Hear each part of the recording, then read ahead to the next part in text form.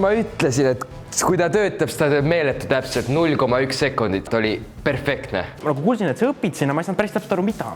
Ärindust õppin. Ärindust? Täpselt. Miks ärindus, miks selline valik? Miks mitte? Teadus on igal pool. Matemaatika, loogika, kõik käib käsi käes. See kõlab hästi, kui sa nii ütled. Mul on vaja veel 2 numbrit leida ja siis on mul vastus käes. Aga Diago, millised on sinu tulevikuplaanid ja millest sa unistad?